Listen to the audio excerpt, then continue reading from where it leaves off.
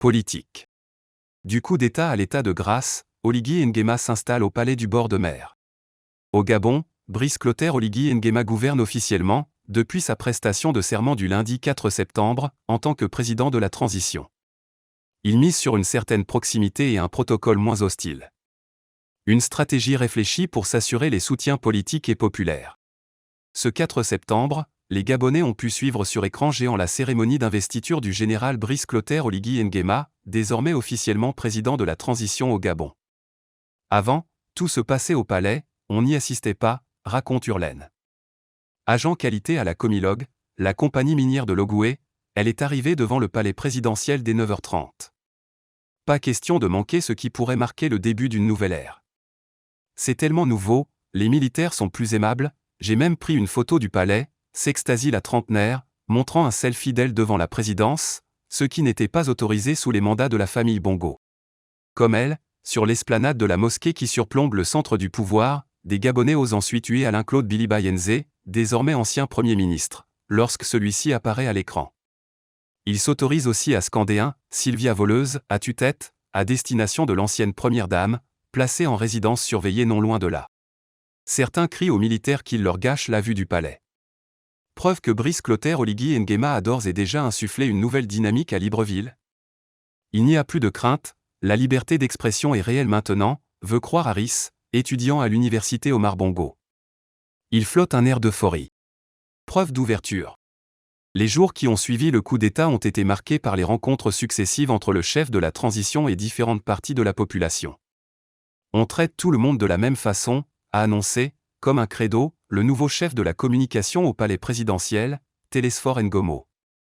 Alors que, depuis longtemps, les partis de l'opposition n'avaient pas franchi le portail noir et or de l'Élysée gabonais, ils étaient assis au premier rang lors de l'investiture, et ont été remerciés sur scène par le nouveau président lui-même, qui a offert une longue accolade à certains, après avoir salué dans son discours la mémoire d'André Mba-Obam, fondateur de l'Union nationale. Les militaires ont fait un choix pragmatique et intelligent.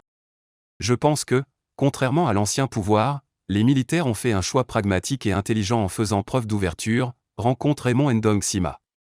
La veille de la cérémonie du 4 septembre, les candidats de la plateforme Alternance 2023 avaient été invités à un entretien dans l'un des salons privés du palais. Quand je considère les gens aussi ce sont des gens bien, ils me considèrent en retour. Et ça a été le cas du général Oligui Nguema, assure encore l'ex-candidat à l'élection présidentielle.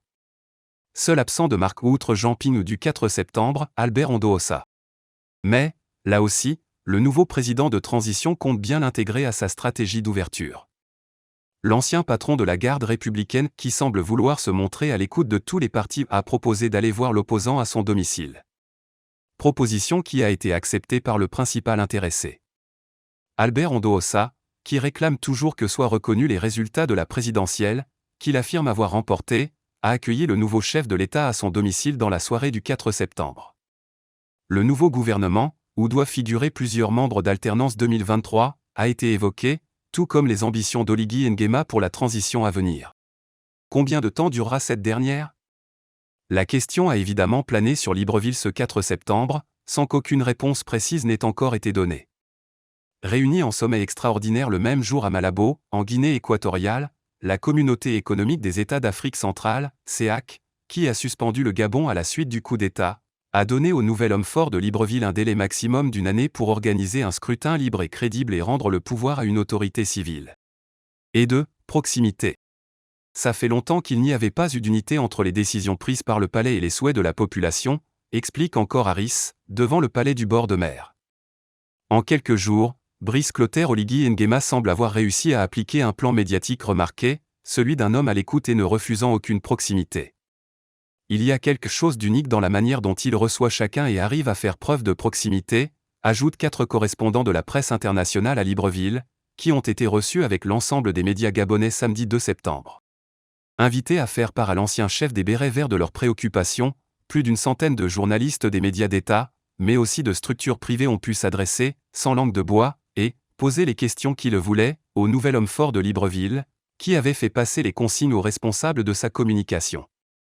Face à ces invités du secteur économique, le général a également parlé sans fioriture, loin de ses notes, de façon parfois très directe, n'hésitant pas à remettre des chefs d'entreprise à leur place.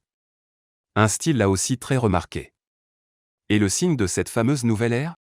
Un caporal, chargé de surveiller une des entrées de la présidence au lendemain du coup d'État, veut aussi y croire. Je ressens moins de pression. Vous voyez bien comme je vous parle, sans avoir besoin de vous fouiller. Cette période d'euphorie durera-t-elle? Ou la réalité du pouvoir rattrapera-t-elle les Gabonais? Moins d'une semaine après le coup d'État, le Comité pour la transition et la restauration des institutions sait que son atout le plus précieux est le soutien de la population. Cela vaut bien quelques entorses au protocole.